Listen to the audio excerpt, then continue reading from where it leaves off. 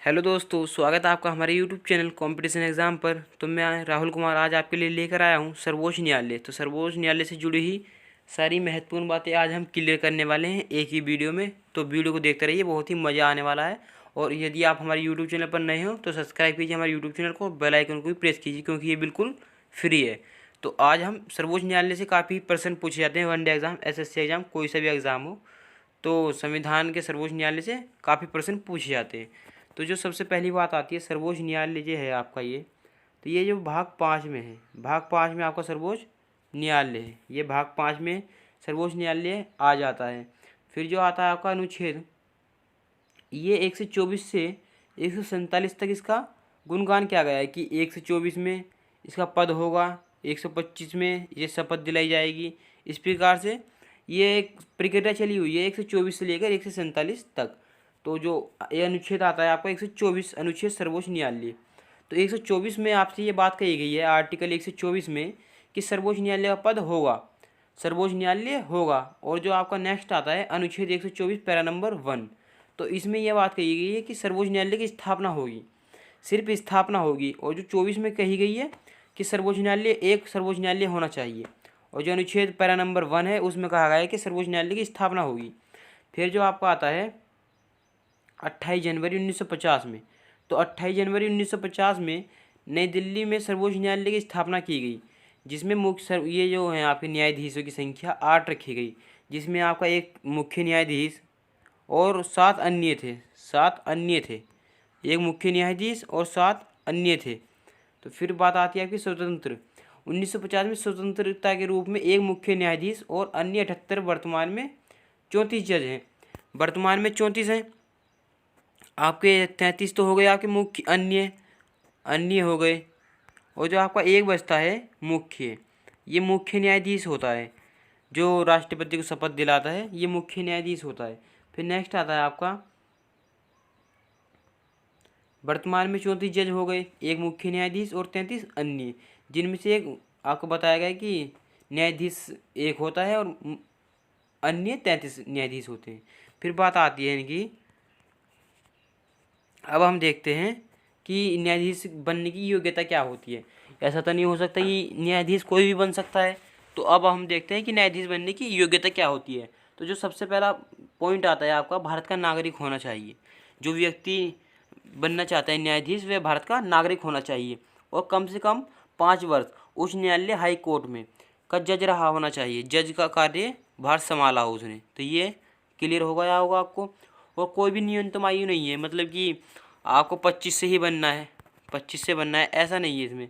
आप चाहे 35 वर्ष की उम्र में हो या 40 या 50, 55, 52, कितनी भी उम्र एलिजिबल है, बस कम, न्यूनतम अधिक आयु कितनी भी हो पर कम की लिमिट है इसमें। तो फिर आपसे बताई गई सर्वोच्च न्यायालय के मुख्य न्यायाधीश की नियुक्ति। तो जो नियुक्ति करता है इनकी राष्ट्रपति, सर्वोच्च न्यायालय की जो नियुक्ति करता है राष्ट्रपति, और राष्ट्रपति की नियुक्ति करते हैं मुख्य न्यायाधीश। तो इस पॉइंट से आपको याद रहेगा, इसकी करेगा मुख्य न्यायाधीश और राष्ट्रपति करेगा मुख्य न्यायाधीश, और मुख्य न्यायाधीश की करेगा राष्ट्रपति। तो ये इस बात से आपको याद हो जाएगा। फिर बात आती है शपथ ग्रहण इन्हें कौन कराता है। तो जो इन्हें शपथ ग्रहण कराता है वो कराता है राष्ट्रपति, और राष्ट्रपति को कराते हैं मुख्य न्यायाधीश। तो ये इस बात को भी आपको याद रखना है कि अदला बदली कर रहे हैं शपथ ग्रहण कराने की। फिर बात पूछी जाती है आपसे, शपथ ग्रहण की प्रक्रिया अनुच्छेद कौन से में आती है। तो ये 124 पैरा नंबर 6 में इसकी शपथ ग्रहण कराने की प्रक्रिया आती है। फिर आता है इनका कार्यकाल कितना होगा। जैसे राष्ट्रपति का कार्यकाल 5 वर्ष होता है, तो इनका कार्यकाल कितना होगा। तो इनका कार्यकाल जो होता है अनिश्चित। मान लो वैसे तो इनकी एज लिमिट है 62 वर्ष, 62 वर्ष में इन्हें हटा दिया जाएगा। लेकिन यदि कोई व्यक्ति और अधिक से अधिक है इनका 6 वर्ष, मान लो आयु रखी गई है इनकी 62 वर्ष, सॉरी दोस्तों 65 वर्ष, 65 वर्ष रखी गई है। और जो 62 वर्ष है वो हाई कोर्ट की है। और जो इनका वो रखा गया कार्यकाल 6 वर्ष का। यदि कोई व्यक्ति 52 में बनता है और 6 साल का उसका कार्यकाल है तो वो 58 में रिटायर हो जाता है। यदि कोई व्यक्ति 61 में बनता है और 65 इसकी फुल लिमिट है तो वो 4 साल में ही हट जाता है। तो इसलिए इसका कार्यकाल अनिश्चित है। फिर बात आती है त्यागपत्र ये किसे देते हैं, त्यागपत्र किसे देते हैं ये। तो जो त्यागपत्र देते हैं ये राष्ट्रपति को, राष्ट्रपति को, और राष्ट्रपति देता है उपराष्ट्रपति को। तो फिर बात आती है इनकी वेतन कि वेतन इनका किस उस अनुच्छेद में आता है। तो अनुच्छेद इनका वेतन जो आता है अनुच्छेद 25 में आता है। अनुच्छेद 25 में इनका वेतन आता है। और वेतन होता कितना है, जो मुख्य न्यायाधीश होता है इनका होता है 1,02,80,000। और जो अन्य बचते हैं आपके 33, इनका होता है 2.5 लाख। फिर होता है महावीर अनुच्छेद 124(4) में आता है। सॉरी दोस्तों, ये यहाँ दिक्कत हो गई है, ये इस पे ये गलत है, रॉन्ग है, ये इसे हटा देते हैं। तो अब हम बात करते हैं इनके कुछ खास इनके पॉइंट बनते हैं कि सबसे पहले कौन बना था। तो जो सबसे पहले बने थे आपके वे थे आपके H3 कानिया, जिसका कार्यकाल 1950 से 1957 तक चला इनका कार्यकाल। सबसे प्रथम आपका दिल्ली में बनाया गया। और जो ये थे इनके सबसे पहले मुख्य न्यायाधीश थे ये H3 कानिया थे, जिनका कार्यकाल 1950 से 1957 तक चला है। तो फिर आपके मैं जो वर्तमान में जो मुख्य न्यायाधीश हैं मैं उनका नाम आपको लिखवा देता हूँ। वर्तमान यानी कि 2021 में तो जो है इनके शरद अरविंद बोबड़े। तो फिर मैं आपको जो खास आर्टिकल बनते हैं मैं आपको वे लिखा देता हूँ। तो जो आर्टिकल आता है आपका 124 para number 1, article 124 para number 1 आपको बताया कि 124 है, अनुच्छेद 124 से बताया गया है आपको 124। इसमें आपसे क्या बात कही गई है कि आपका जो ये है सर्वोच्च न्यायालय होगा। और जो आपको बताया गया ये आर्टिकल 124 पैरा नंबर 1, तो इसमें इसकी स्थापना है। तो चलिए आगे चलते हैं हम। फिर आता है 124 पैरा नंबर 4। तो जो इसमें बात कही गई है महाभियोग की, इन्हें महाभियोग द्वारा हटाया जा सकता है। ये जो ये यहाँ दिक्कत हुई है, ये दिक्कत हो गई है टाइप करने में, ये महाभियोग नहीं है, यहाँ महाभियोग है, इसे आप महाभियोग कर लेना। तो जो इन पर महाभियोग लगाया जाता है वे लगाया जाता है आपका अनुच्छेद 124 पैरा नंबर 4 से। फिर आपका आर्टिकल आता है 124 para number 6, 124 para number 6, 124 para number 6।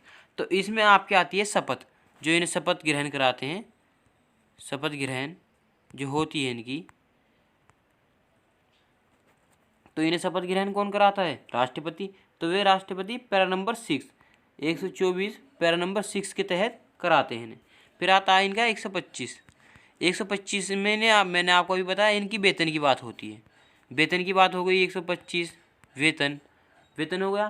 फिर आता है 131, मैंने आपसे बताया था कि ये 124 से ले गए 147 तक इनका गुणगान किया गया है, ठीक।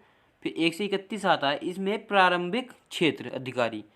फिर आपको आता है 132, जो इम्पोर्टेंट है मैं वही करा रहा हूँ आपको, ठीक है। इसमें आता है आपका एपली, ठीक दोस्तों, एपली क्षेत्राधिकारी। फिर आपको आता है जो खास बहुत ही इम्पोर्टेंट है, इम्पोर्टेंट डाल देते हैं 143 के तहत परामर्श क्षेत्र इस प्रकार का होता है। मान लो राष्ट्रपति कोई कामकाज करने में या कोई कह सकते हैं नियम लागू करने में कोई दिक्कत आ रही है, तो राष्ट्रपति ये हो गया मुख्य न्यायाधीश, ये हो गया राष्ट्रपति। तो ये राष्ट्रपति इससे कुछ परामर्श मांग सकता है, कुछ सुझाव मांग सकता है। तो इस प्रकार से ये मैंने आपको पूरा कंप्लीट कराया, जो परीक्षा की दृष्टि से पूरा इंपॉर्टेंट था। तो ये वीडियो आपको कैसी लगी कमेंट बॉक्स में बताना ना भूलें, और ऐसी ही वीडियो पाने के लिए हमारे यूट्यूब चैनल को सब्सक्राइब करना ना भूलें। तो मिलते हैं नेक्स्ट वीडियो में इससे भी खतरनाक ट्रिक के साथ। तो अब बने रहिए हमारे यूट्यूब चैनल पर, और वीडियो देखने के लिए थैंक्स फॉर वॉचिंग।